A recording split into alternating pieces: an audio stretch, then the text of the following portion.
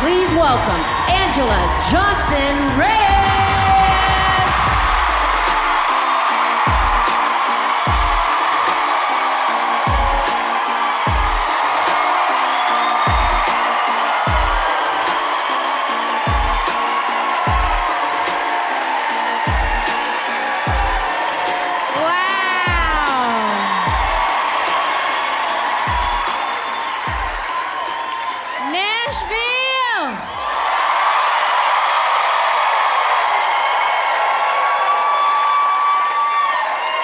I'm so honored to be recording my 6th-hour special here at the historic Ryman Auditorium. What a blessing. I've been doing stand-up comedy since I was 24 years old. I am now 40. Aw, thank you for cheering for that part. I'm getting older. I'll be honest, having a hard time with it. I thought I was gonna be the girl that no matter what age I was just gonna embrace it. Like, that's me, yes, queen, yes. Turns out that's something you say in your 20s. Then you get to your 40s and you're like, ooh, no queen, what happened? Oh no, that's too much eyelid. It's scary getting older.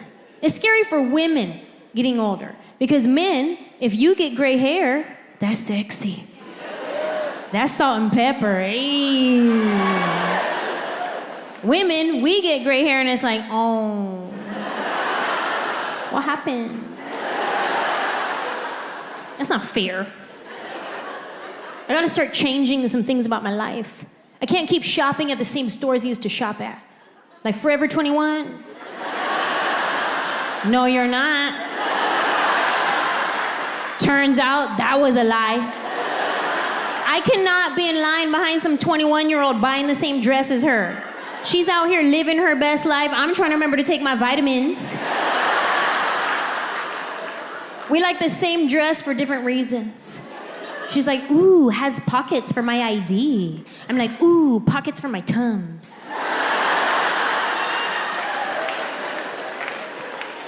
You gotta put that down. Go to Ann Taylor Loft where we belong. Go to White House Black Market. Do a loop-de-loo at Talbot's. Pass by J. Jill. Peek your head in at Chico's. And then go home because your feet hurt. I'm approaching the age where I'm gonna start getting my clothes the same place I get my groceries. Say I won't. You will catch me at Costco. Yep. About to get them Kirkland jeans, them Kirkland socks, that Kirkland body wash. Hey, this Kirkland gang, what?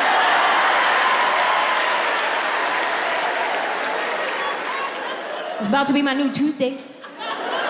I'm gonna start out front, give me a hot dog and a soda for $1.50. Then I'll flash my VIP card and mosey on it. I start with a lap of samples. Then I take my hair out of my ponytail, make a lap in the other direction. Round 2. Hey, but if you come in for a second sample at Costco, be warned. These sample ladies get offended. They act a type of way if you come in for a second sample. Like they have been baking from scratch all day long. Like, really, Beth? Just give me another chicken tender. Why you gotta do this? It's embarrassing enough just asking for a sample.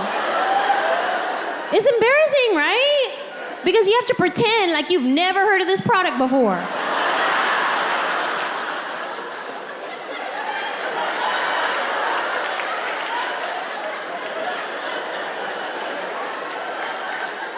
You said it's a tender?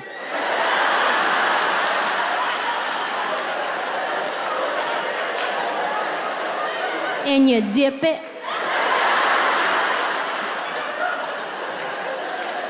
Sure, I'll try one.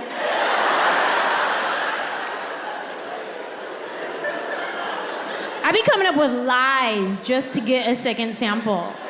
I do. I'll be like, I'm sorry, can I get another one for my husband? He's really hungry. Where is he? Oh, he's at home.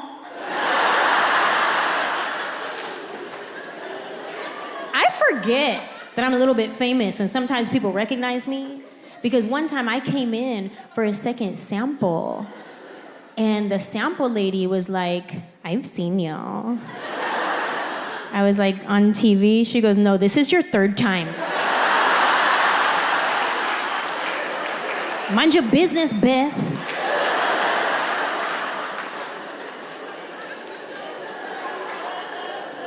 It's hard getting older.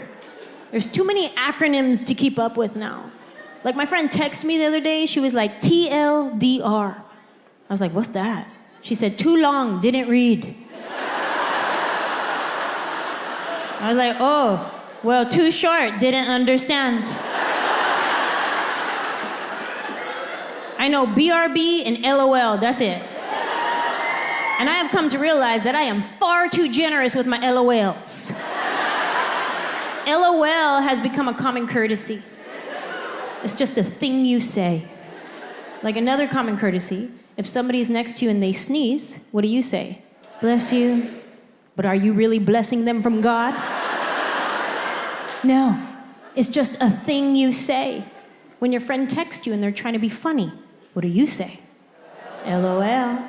Did you really laugh out loud? No, you didn't. At this point, LOL just means I have received your text. If I reply to your text with LOL, at most, a little bit of air came out my nostril. If I reply to your text with LOL, this is how I read your text. Like, it was funny, but I don't know how to type back. If I reply to your text with ha ha ha ha ha, that's funny. If I reply to your text with bwah ha ha ha ha, like BWHAHA, that means that was so funny I had to spit something out my mouth. If I reply to your text with rows of ha ha ha ha ha ha, I start using other letters like HHJK ha ha ha, QRST ha ha ha, that means that I said something funny and I'm really proud of myself.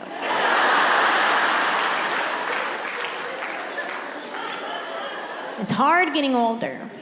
But no matter how old I get, I will always be younger than my sister, okay?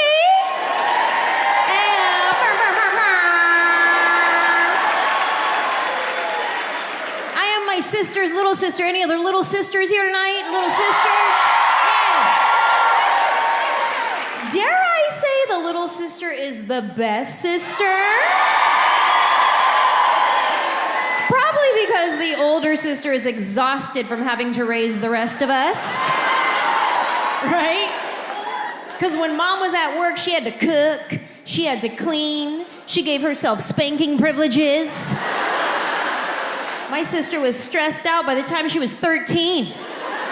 We'd catch her on the side of the house smoking those candy cigarettes.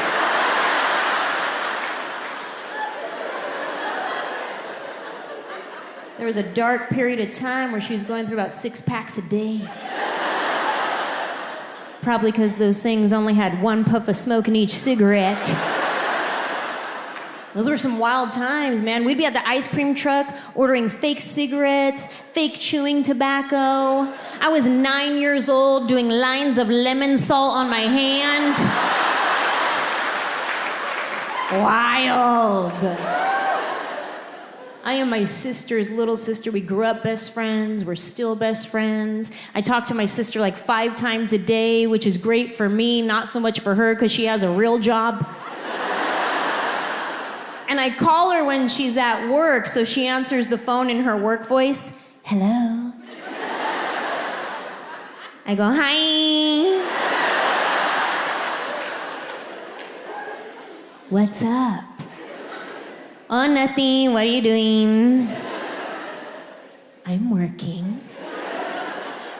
Dang, you work every day? Mm-hmm. right then. Anyway, I was watching this show last night. It was real good, but then I fell asleep and I had the craziest dream. I was hiking up this mountain and there were these little birds in my shoe that kept chirping at me. Then I get to the top of the mountain and grandma's house is there, but not grandma from San Jose, grandma from Reno. And I was like, dang, that's crazy.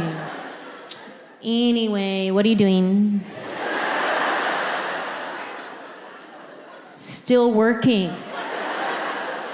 Okay, call me later, bye. And I hang up. Only she doesn't call me later. So I have to call her later. But she's at work. I don't want to be a pest. So I give it like at least an hour. Then I call her back. Now she answers the phone. No more work voice. Now she has deadlines. She has things to do. Now she answers the phone. What's up? Oh. Real quick, do you remember when Dad used to take us camping? Yeah? And remember how we always used to have those Dorito sandwiches with pickles in the middle? Yeah? Those are good, huh? And you'd think she'd be pissed because I'm wasting her time, but now we're talking about food, and food is our jam, so she participates. Those were so good. I haven't thought about those in forever. I know. Do you ever think about Chef Boyardee raviolis? Yeah? Do you ever think about fish sticks? Yeah? Okay, I'll call you later. Bye. If I ever call my sister and she doesn't answer the phone, I automatically assume it was a mistake. She left her phone in the bathroom. I should definitely call her right back. And if she still doesn't answer the phone, then I wait for the text message from her that says, on a conference call, what's up? If I don't get the on a conference call, what's up text, then I know for a fact she's probably being attacked and I should definitely call her till she answers the phone. But she loves it though, you know what I mean? Especially when she's real busy at work, I'm like a breath of fresh air.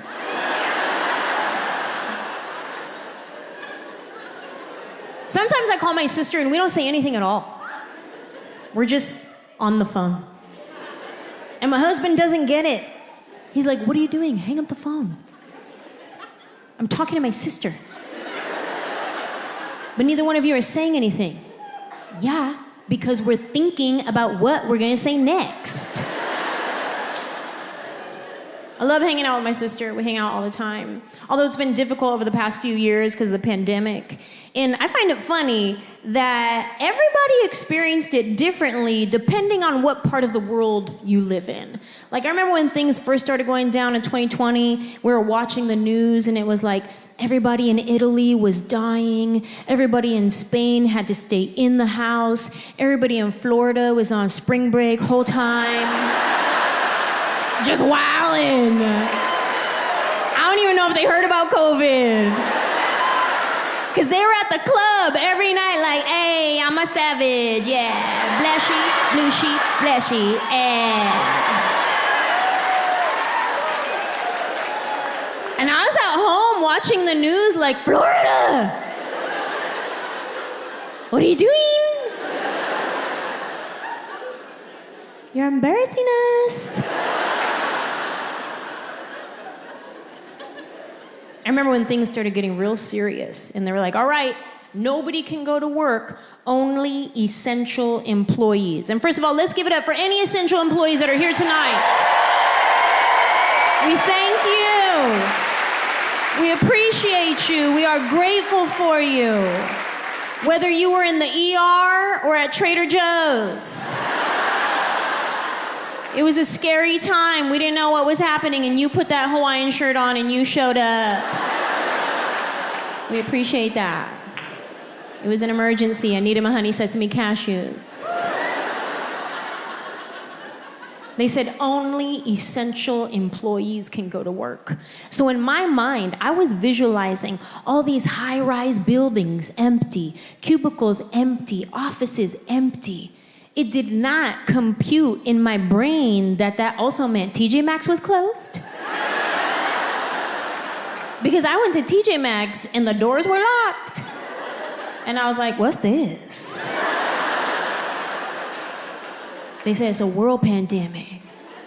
I was like, yeah, but at TJ Maxx though? Isn't this essential? It is for me. Any other Maxinistas in the building tonight? Yes, Maxinistas, we go to TJ Maxx when we don't need anything. It's just a part of our mental health day. We just want to go look at stuff and smell candles. I feel good at TJ Maxx knowing that anything I would ever need in life, I could get right here in this store. Whatever you need. You want a new outfit with a matching purse? We got you over here. You want some random spices you'll never find anywhere else? Over there by the lentil chips. You want some makeup for 50% off? Yes, I do. It's probably 7 years old. But it's Urban Decay for $3.99. By that point, it has Urban Decayed all the way. It's as if TJ Maxx was saying, here, you throw this away.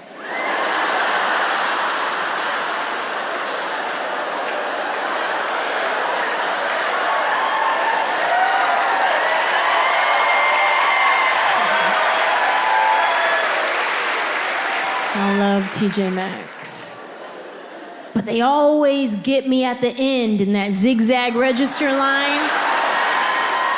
Right? Where they have all the last minute buys. All the things you didn't know you needed in your life. I can be walking around TJ Maxx for like an hour. I have 2 things in my cart. Then I start making my way through the line. By the time I get to the register, 87 items. All right here in the home stretch, you start walking through, you're like, oh wow, candles, coffee mugs, dog treats, slippers, wow. And then the line starts moving too fast. You're like, wait, I didn't get to see everything yet, hold on.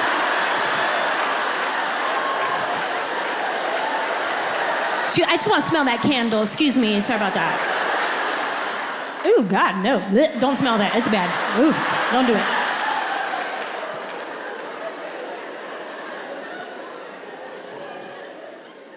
Love TJ Maxx. The doors were locked. I couldn't get in. I tried.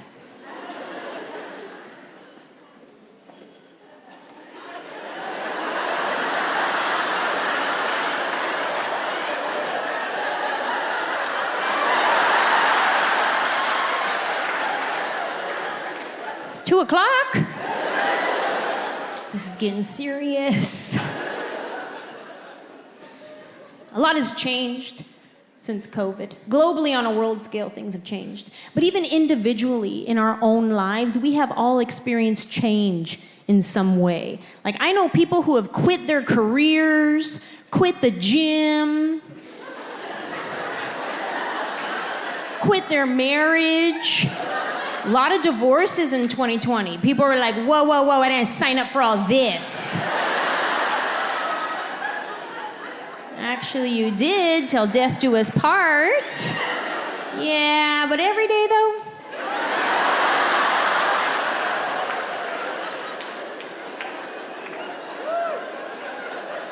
We had some changes happen for us as well. Like right in the beginning of the quarantine lockdown, when everybody was losing work, my best friend and her son moved in with us. And then what happened is they're still there. Yeah, we had said we didn't want kids, and then we adopted a single mom. It's a blessing. They move in with us, and now we look like we have our own big love situation happening. Because from the outside looking in, it looks like we have a husband, 2 wives. Like, I imagine when they first moved in, my neighbors were like, oh, that's nice, her sister's moving in for a little while. And now that they're still there, they're probably like, wait, that's her sister or her sister wife? And my friend that moved in, she's beautiful. Just A stunning human being. So people would message me and be like, aren't you a little concerned having a beautiful woman around your husband all the time? And I was like, no, not even a little bit. Like, if anything, she got me to step my game up. She did, because like when she moved in, I started doing that one thing, what do they call it? Try? I started trying. I started wearing clothes with zippers and buttons again. Hey, look at me go. I had to step my game up. Not because I was concerned about my husband, I just didn't want the neighbors to think that she was wife number one.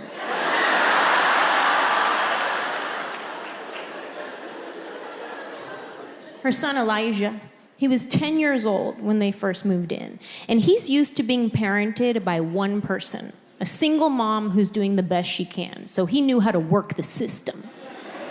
Then they move in with us, and now he has 3 adults looking after him. He loves that part.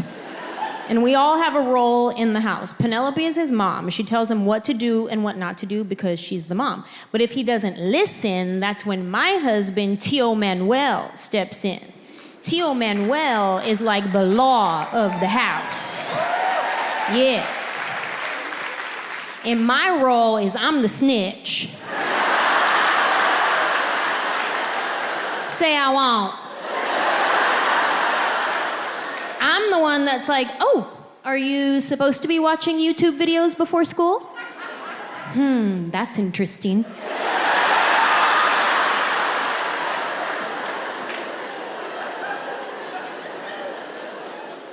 I love Elijah. I'm very close with Elijah. I'm his godmother. I'm Nina. So we have the auntie-nephew relationship. I've been in his life since day one. Literally the day he was born, I was in the hospital room. I saw his head come out and go right back in. He wasn't ready. It was a long day.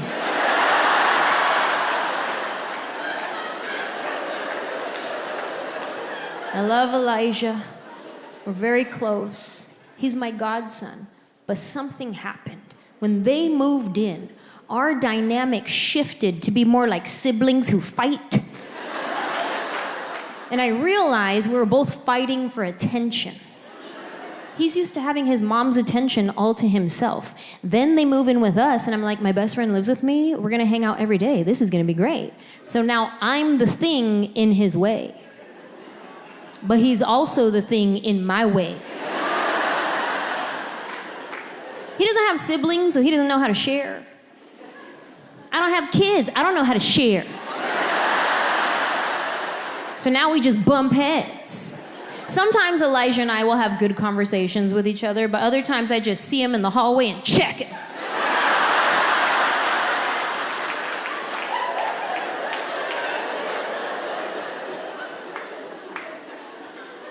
I snitch on Elijah, but he snitches on me too. Because we have security cameras around the house, and he didn't know this at the time, but they record audio. I got a notification on my phone that there was motion in the backyard, so I click on it, what's this? And it's him talking to his mom, and he was complaining about me. I'll tell you guys what happened right before that. Give you a little bit of backstory. We were in the kitchen. He had just popped off at the mouth, was given an attitude, so I was like, okay, me too. So she took him in the backyard to word him up and be like, what are you doing? You can't be giving an attitude, like something like that. I missed the beginning of the conversation. By the time I click on it, all I hear is him telling his mom, oh yeah, well why does Nina gotta be sarcastic? And little does he know, my sarcasm is what paid for this house. So you're welcome.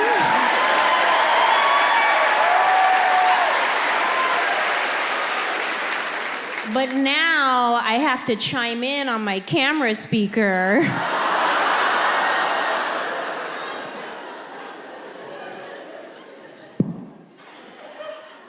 Oh yeah, I'm sarcastic? That hurt your feelings? Well, if Nina stops being sarcastic, you start being homeless.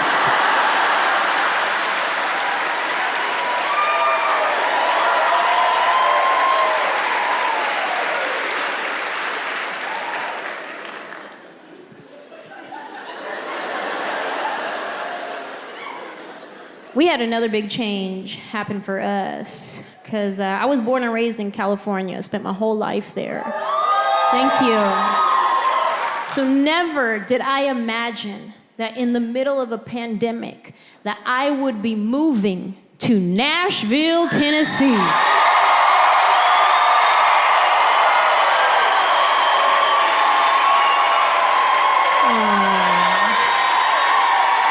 Thank you.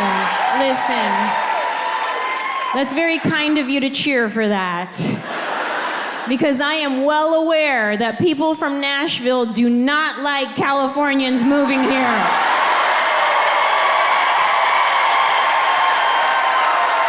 And hey, I get it. Me either. Let's cut it off after me. This is getting ridiculous. House prices are through the roof. Traffic is insane. This is not the Nashville I remember moving to.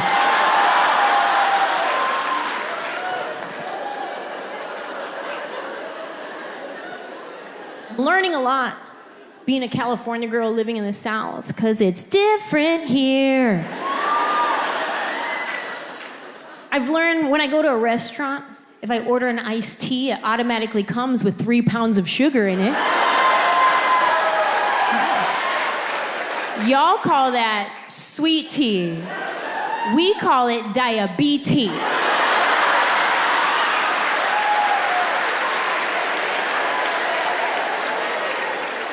Learning a lot.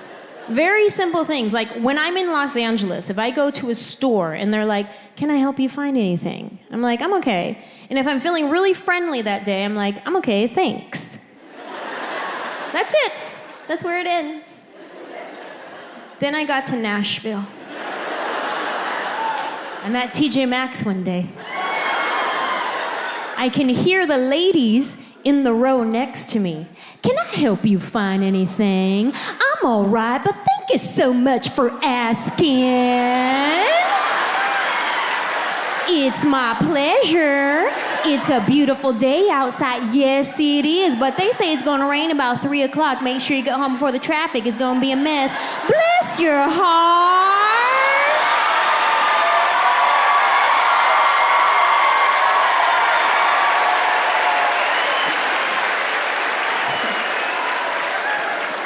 I was like, ooh, I don't know if I have energy for the South. I don't know how to do it. Like, who stops talking first? Then I look around the corner and neither one of them even worked there.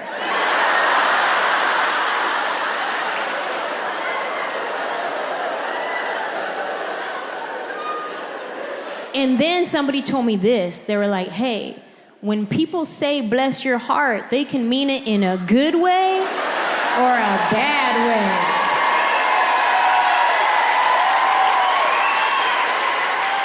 And I was like, "What? Like, how you do a bad bless?"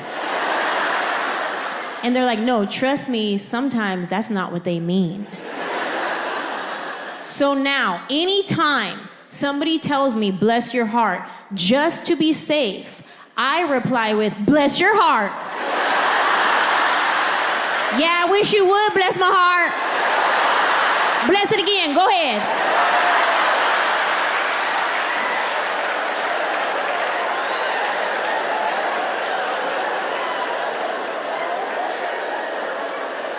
It's kind of like the old fighting words at church. "I'ma pray for you." "Oh, that's funny, because I'm already praying for you." "Yeah, you been on my prayer wall. About to lay hands on you too, say I won't."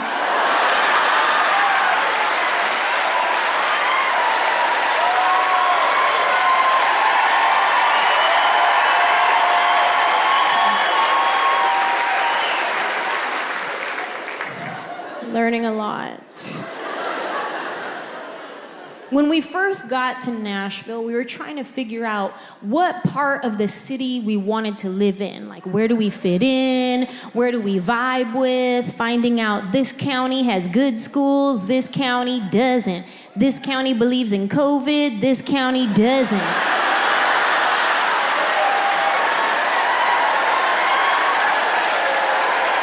Where do we fit? And I would tell my friends, I'd be like, hey, I want to live somewhere where I could get a lot of land. And they're like, okay, you want to head south. I'm like, okay, cool. But I also don't want my neighbor to be racist, so how far south? You know what I mean. Like, are we talking Franklin or Pulaski? Like, how far?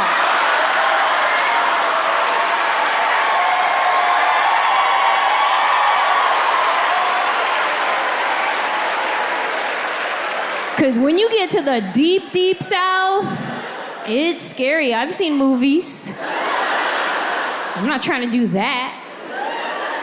I mean, if they have a TJ Maxx there, I will pray about it.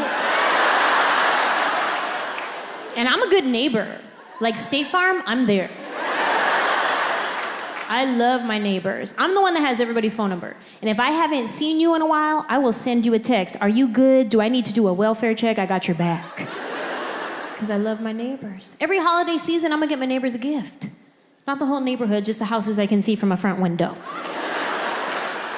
Because I love my neighbors, as long as they love me. And I know that's not how the Bible verse goes. But that is my interpretation. This is not the New King James Version. This is a new Queen Anjelah version. This is Anjelah 5:14.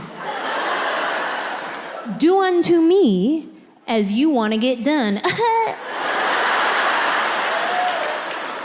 That's how you say amen in my Bible.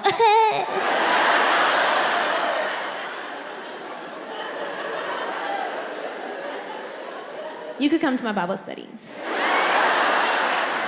It's on Tuesdays. Learning a lot. One thing I learned right out the gate is allergies are a whole different beast in the South. Because when I live in Los Angeles, we don't really get all the seasons. We get summer and fire. So Zyrtec works just fine there. Then I get here, come to find out, Zyrtec lost their subscription or something. It did not work. One day I went to pour the Zyrtec pill in my hand and the wind just blew it off. It was like, don't bother. It's so fun waking up every morning playing COVID or allergies. You guys know that game? Where you wake up in the morning and your sinuses are doing a weird thing, and you're like, wait a minute, hold on. Am I dying or did I have dairy? Can I taste anything? Get me some peanut butter. Can I taste? I was actually really lucky. For the first 2 years, I did not get COVID at all. And then earlier this year, she got me, little hoe. She gets around that one. At this point, I know more people who have had it than who have not had it. I know people who've had it with no symptoms whatsoever, and I know people personally who have passed away from it. So my heart goes out to anybody here who has lost somebody from COVID. I've been tested for it many times, and the first time I got tested, my friends tried to warn me about it. They were like, yo, it's intense. And it actually wasn't that bad, probably because they let me do it myself. Yeah, they gave me the Q-tip. And they're like, okay, you want to go all the way in your sinuses? And I was like, okay. Sure. How about I just put it in my nostril and I wiggle it a lot? Can you test boogers? I'll give you some of those. The second time I got COVID tested, the nurse did it, and he went all the way up in there to where like my eyelids started closing. I was like, whoa, you're manually closing my eyelid. He's like, it's not that far up there. I was like, nah, bro, you're in my brain. Like, you're giving basic commands at this point. Like, if I punch you, it's not my fault, you did it. He's like, well, I'm sorry. I was like, no, don't apologize. Just while you're up there, do you mind scraping out some of my childhood trauma? That'd be great.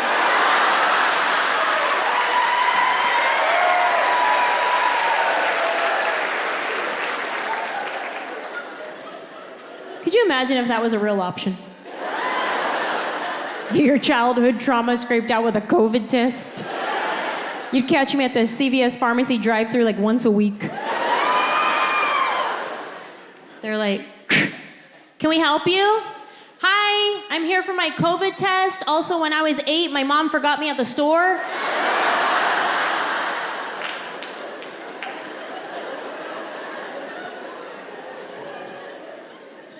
Another thing I've learned living in the South is the bugs are bigger.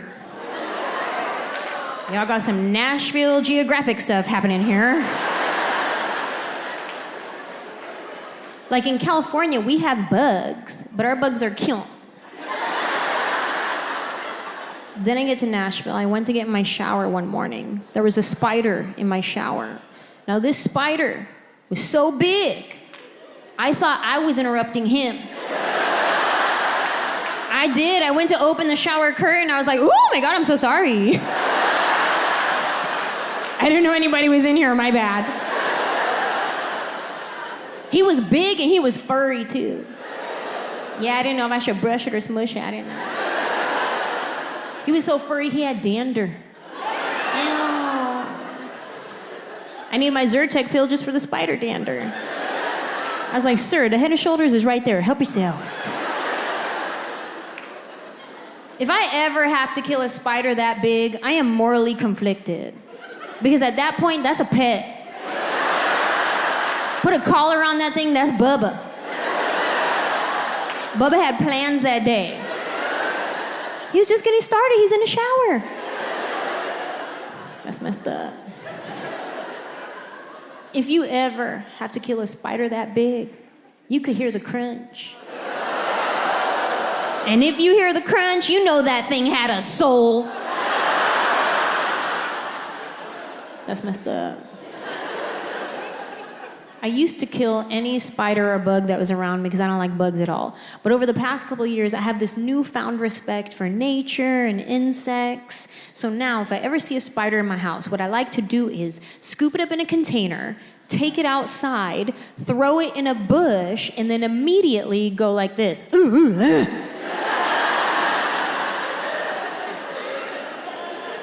But if I'm left with no choice and I have to kill a spider, I now like to start with an apology. Listen, sir. I know you weren't expecting this today. I'll be honest, neither was I. Truth is, I don't know you. You could be poisonous and you could kill me. So at this point, it's either me or you. And I have chosen you.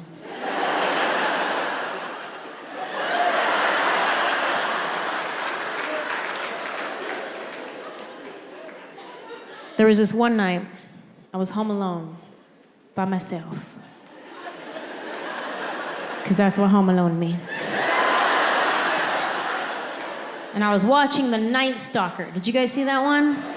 The documentary about the serial killer that was in Southern California, like back in the 80s. So I'm home alone watching this show, super creepy. Episode's done, I turn the TV off, and all of a sudden, I hear this on my front window. I said, nope.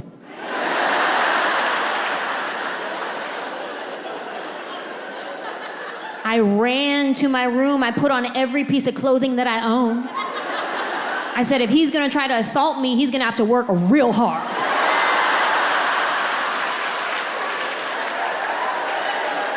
I don't have no weapons in the house. What's my self-defense weapon? Denim, 3 pair.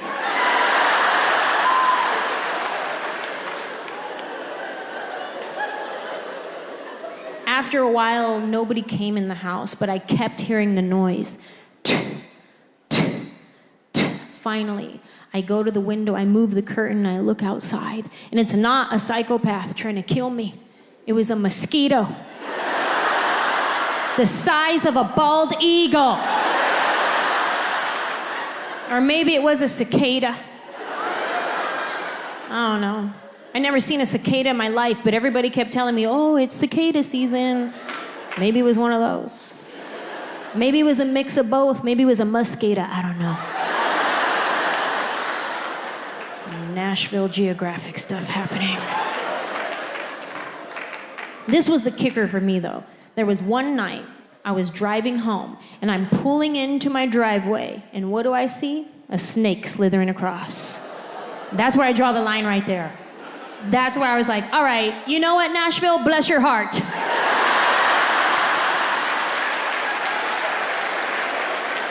This is getting ridiculous. I'm not a big fan of wild snakes. Pet snakes, I'm okay with.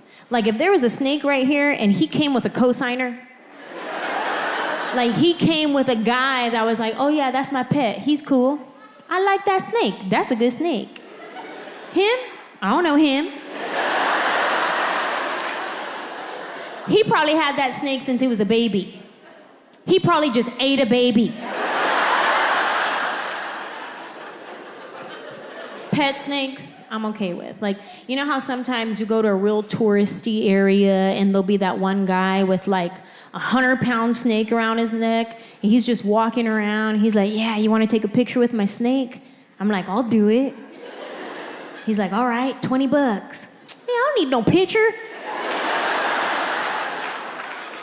But the point is, I was down. I was gonna do it if it was free. Because free is my love language.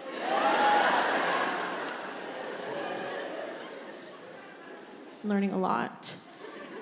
Being a California girl, living in the South, I actually had my very first tornado warning experience. And like I said, I'm from California. We don't get tornadoes in California. We get earthquakes. Now, earthquakes are scary for people who have never experienced one. But actually, they're not that bad. To be honest, I will take an earthquake over a tornado any day. Like, let me tell you, give me a 3.5, a solid 4, I will ride that quake like, hey.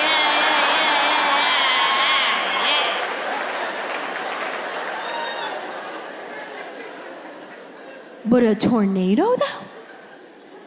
I don't know anything about tornadoes. This is what happened. We were asleep. It was 3 a.m. I get one of those Amber Alerts on my phone. The alert that goes off real loud. And I was like, okay, first of all, what child is getting kidnapped at 3 a.m. that they need to wake me up to tell me about it? What VIP child is this? That they think at 3 a.m. I'm gonna run outside looking for Honda Civics. A silver one, it's always silver.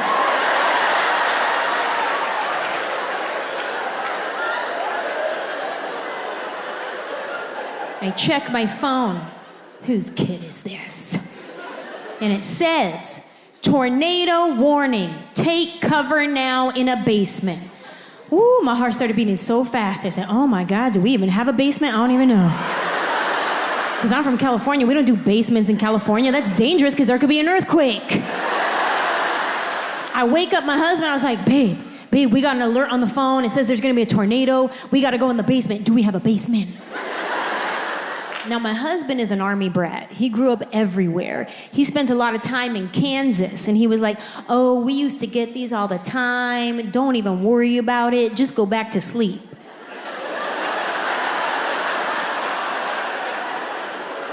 To sleep? But they just woke me up. I don't think that's what they want. He was like, what county is it in? Oh yeah, that's like 5 miles away. We're good. We could watch it from the front.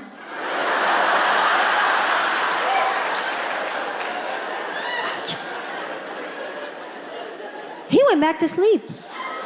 Wasn't even stressed at all. I got up. I said, oh no, this is an emergency. We sleep with one of those sleep sound machines that plays like the rain sounds. So we were already in the midst of a storm. We had our own storm going on. It was on surround sound, so it was real loud. There was stuff blowing up on the windows, but I didn't even notice because I just thought it was a good episode that night. I was like, ooh, this one's realistic, favorite.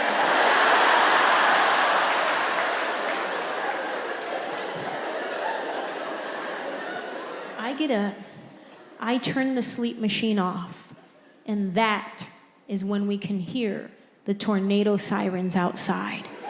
Brrr, brrr. Then my husband, go, go, go, get up, go, go, get up, go. What? But you said we could watch it! We both start freaking out. I'm grabbing things we don't even need, like Windex, a stapler. Where do we go?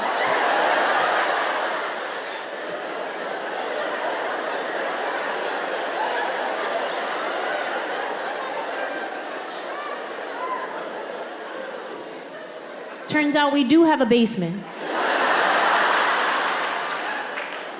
Guess where it is? Outside. Like we're in the Wizard of Oz. We keep it locked for safety. And we keep the key in the junk drawer in the kitchen. You highly underestimate what you consider junk until you're in an emergency situation. Now, I don't know how you guys keep your junk drawers at home. Maybe you're highly organized. I open up my drawer, I gotta sift through a bunch of dead batteries, expired coupons, hella rubber bands. We don't even use rubber bands. But every time we get one, we gotta save it. Why? What is so sacred about a rubber band that we can't throw it away? Whether it came wrapped around the newspaper or asparagus, it's in the drawer now. And that asparagus rubber band, that's a good one. Woo. We better save this.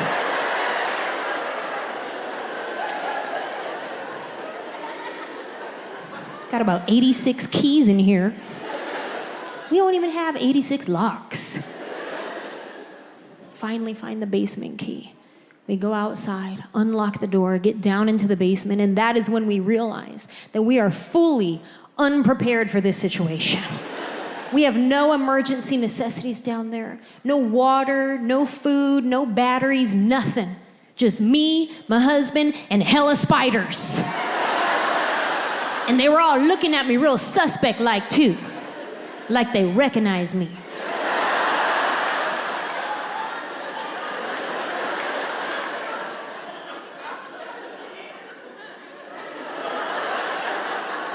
That's her?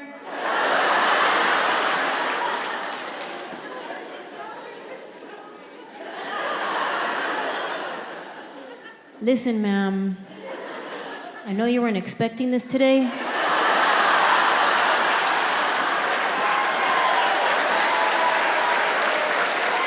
But this is from my homie Bubba right here.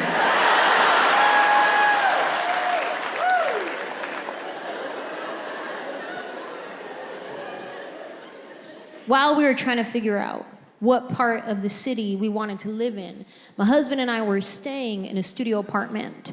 Now, I don't know if anybody here has ever lived in a studio apartment before, but when you're young and single, that's banging. It's convenient.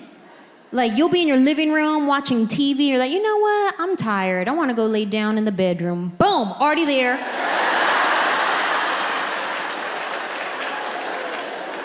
Convenient when you're young and single. However, studio apartment living when you're married isn't real conducive to staying married. Because you have no personal space. Like at our old house, if we got on each other's nerves, he goes to this room, I go to that room, we cool off, we're fine. Now in a studio apartment, if we get in an argument, when we're done arguing, we just gotta keep looking at each other's stupid faces. You know how hard that is? That is challenging. That should be a TikTok challenge, do that one. And my husband's good looking. Typically, he's really fun to look at. But if we have been arguing, I will make all his pretty features real ugly real quick. I'll be like, you know what? You see how your teeth are perfectly straight and you don't need a retainer? That's annoying. And like, we get it. You have perfect bone structure. Honestly, you have no character in your face. Get a scar.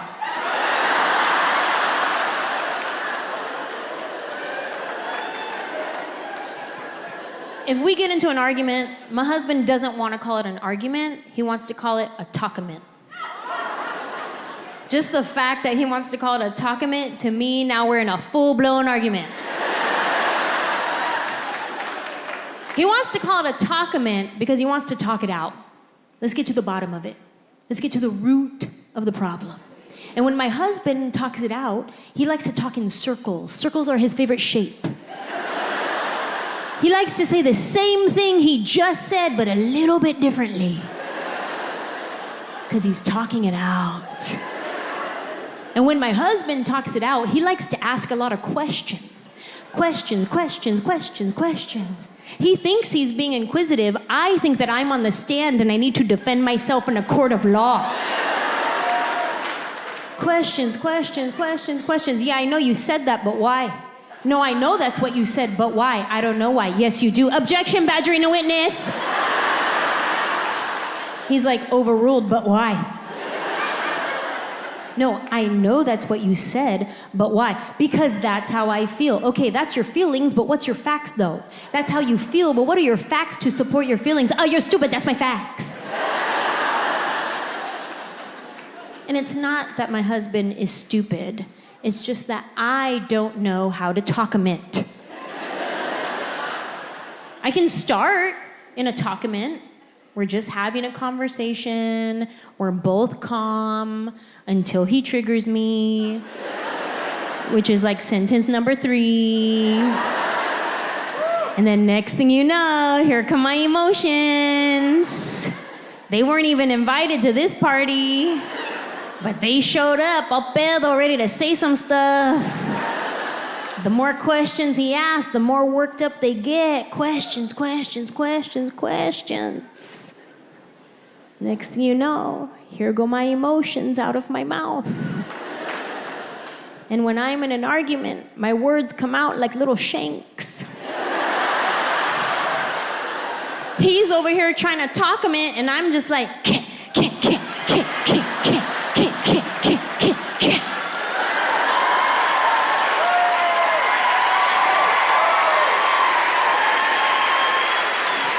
And now I have a bloody word massacre to clean up.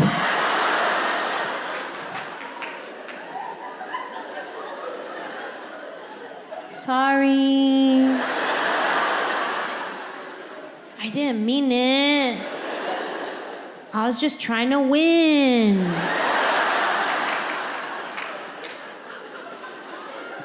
My therapist hates that joke.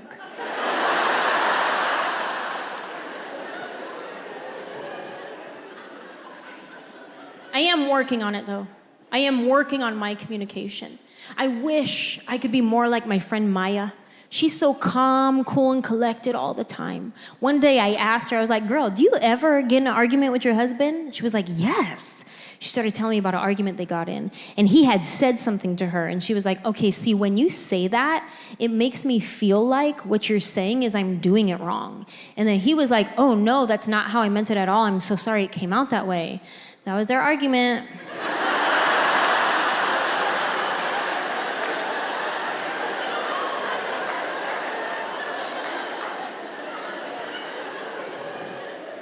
I'm sorry, what? How do you do that? Like, how many COVID swabs do you need up there to respond like that? Like, no emotions involved. Just clearly communicating. When you say that, it makes me feel like what you're saying is I'm doing it wrong. Me in that same conversation, oh, so I can't do nothing right then? Wow, so why you even married to me?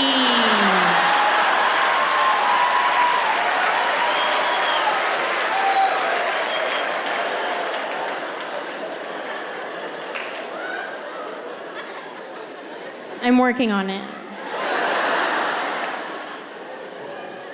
Living in a studio apartment when you're married, things that are normally easy are all of a sudden difficult, like watching TV. In a studio apartment, you have to both want to watch TV at the same time. Then you have to want to watch the same thing at the same volume preference.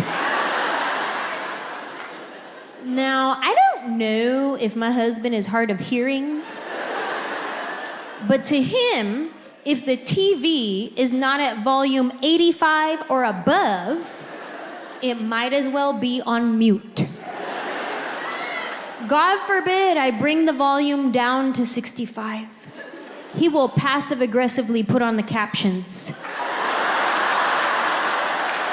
It's his silent way of yelling at me.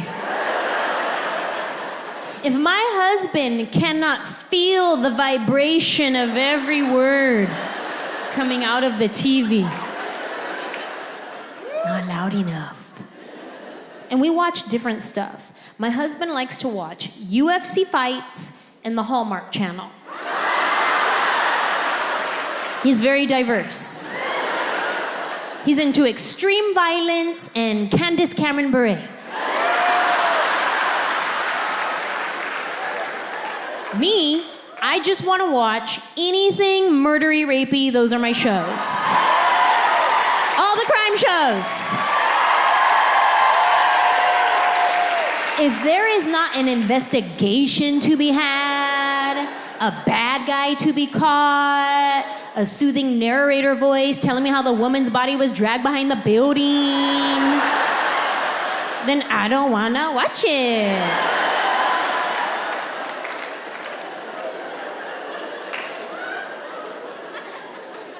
I like all the crime shows. Whether it's a network procedural drama like Law & Order, NCIS, SWAT, Criminal Minds, FBI, like anything Dick Wolf, yes, I'm gonna watch that. But I also love the docuseries shows, Forensic Files, The First 48. That's my show. And I travel a lot with stand-up, so a lot of times I go to cities that are always on that show.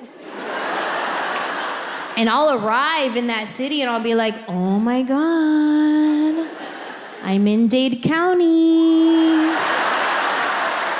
I could totally get murdered right now. Like I get all starstruck. My favorite one is Law & Order SVU. Yes. Anybody watching the spin-off Organized Crime with Detective Stabler?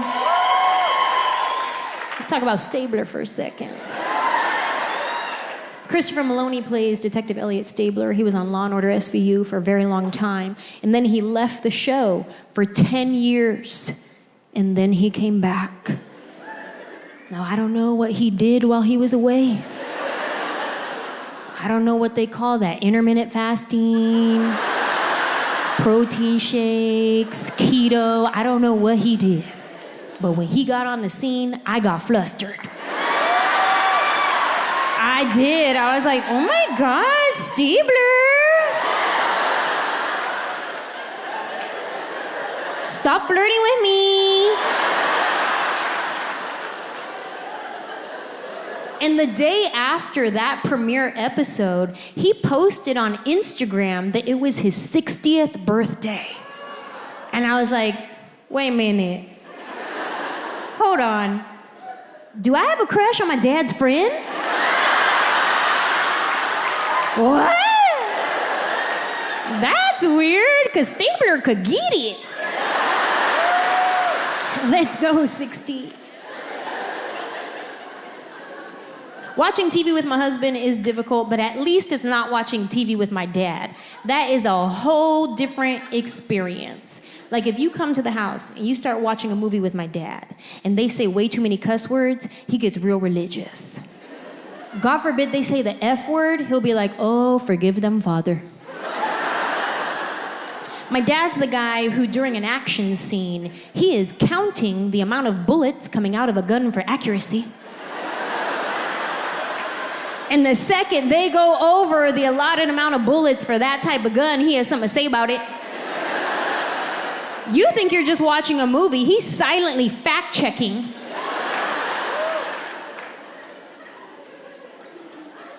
Ah, come on. 47 bullets and a Glock. This isn't real. Really, Dad? The bullets is what made it not real? Not the zombies they were shooting?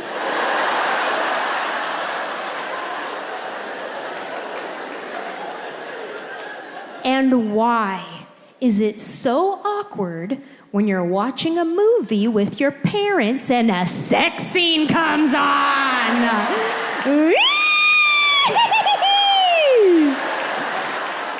I am a grown adult, and it is still awkward.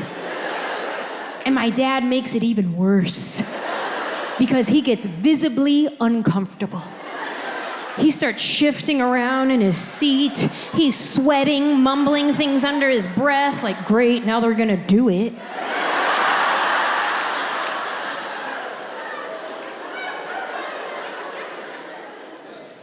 Speaking of people doing it,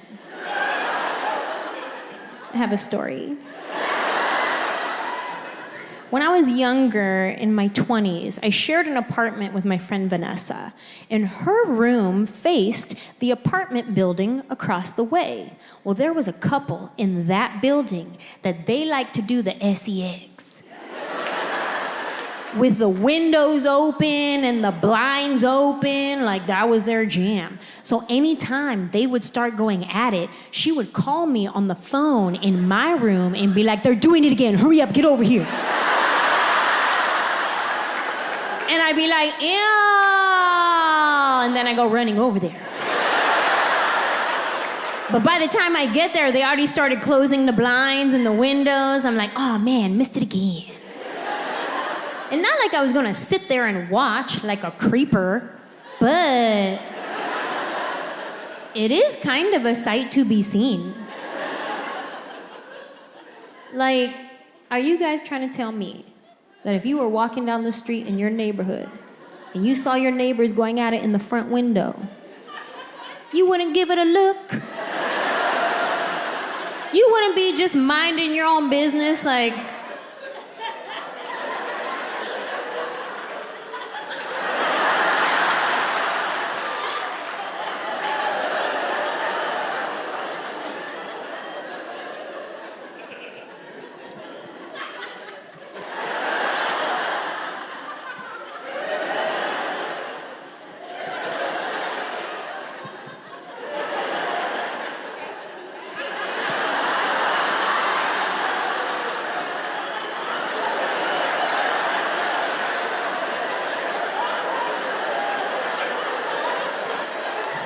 you wouldn't do a lap?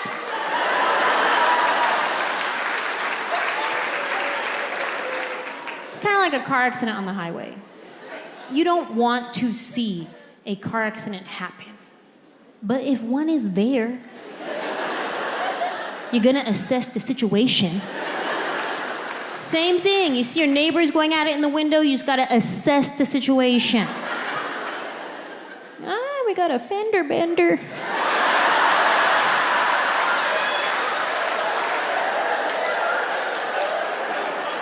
Bend her all the way over.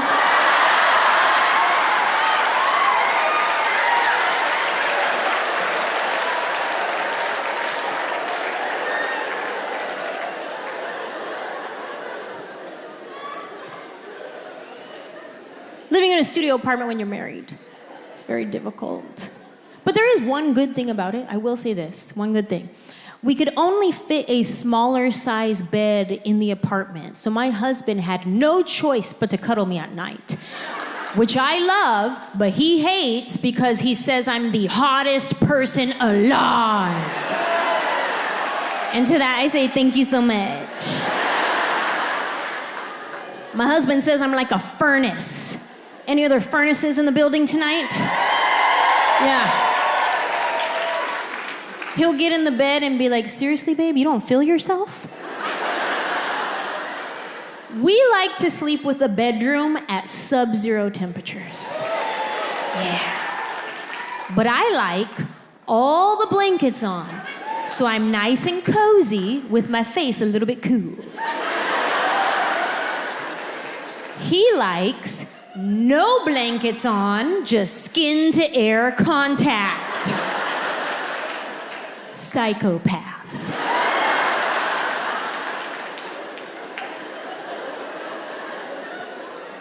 I have to negotiate cuddle time with my husband. Like, he'll get in the bed and I try to cuddle him and he'll be like, babe, come on, it's hot. Seriously, babe, it's hot. I can't sleep if I'm hot, come on. And I'll be like, just give me 2 minutes of cuddling. He'll be like, okay, fine. Siri, set a timer for 2 minutes.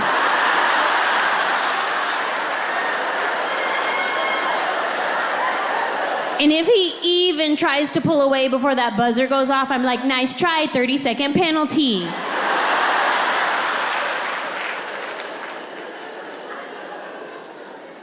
I got a tip for all the furnaces out there. This is a tip. This is what I do. I go to bed first, and I pretend like I'm asleep like an angel. Then I wait for him to get in the bed, get nice and comfortable. This is the trick right here. You gotta wait for his breathing to slow down. Right when it gets nice and slow, that's when you just spider leg him up. Welcome to Tarantula's web. Try it. If my husband tries to tell me that it's too hot to cuddle, I'll be like, okay, can you rub my feet then? And I'm very grateful because anytime I ask my husband to rub my feet, he will do it. But it only lasts about 2 minutes, and then he gives up. And then I have to tap my foot to let him know he's not done yet.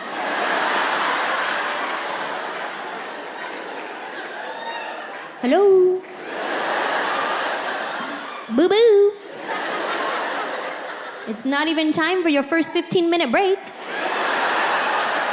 Yellow. And then he starts rubbing my feet again for maybe another 3 minutes. And then he just taps out. And this is how my husband tells me that he is done rubbing my feet. He goes like this.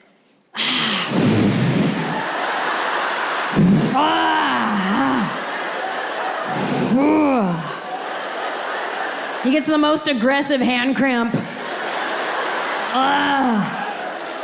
Cancel all my plans this week.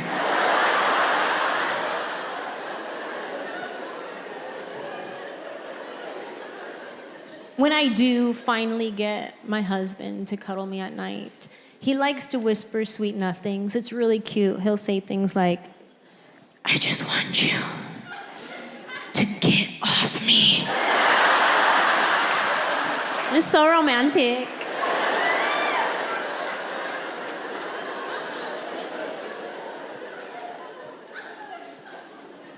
Living in a studio apartment when you're married is difficult because you have no personal space. It's like every time I turn around, my husband's there.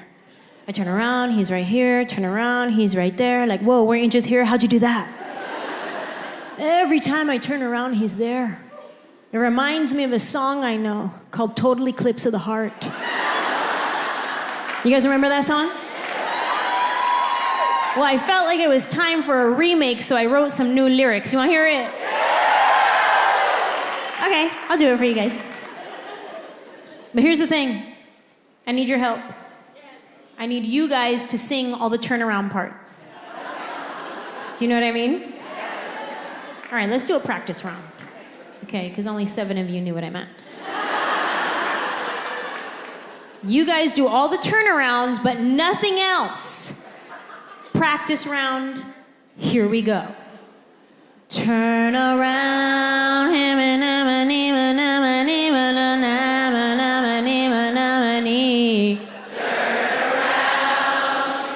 that was pretty good. I'll be honest, I wasn't expecting it to be that good. I don't know if they sat you guys in section by soprano and alto, but that was harmonious. Maybe you guys listened to the song on the way here, I don't know. But it was fresh in your mind. Okay, this is Total Eclipse of the Heart remake based on my time living in a studio apartment with my husband. You guys do all the turnarounds, I'll do everything else. Here we go. I'll start. Turn around, every now and then I get some time to myself, and then you ruin it by chewing too loud. Every now and then I reminisce of the times when I could pee without you being around. There you go again, how did you get there so fast? Weren't you just standing right behind me somehow? Oh my God, when will I be back inside a house where I can have more than one room, where you're not near me when I Zoom, where I don't have to hear you laugh, that makes me wanna kick your once upon a time I had room to myself, now feels like a tiny motel. There's nothing I can do, I'm totally living in hell.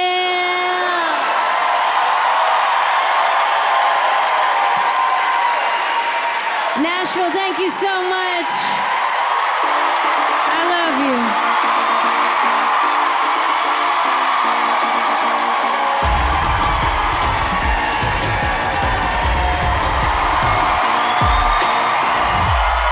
So get on my level. Get on my level. You trying too hard, you not on my level.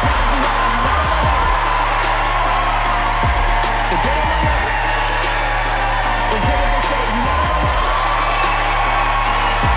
So get on my level. Game up on my level. On my level.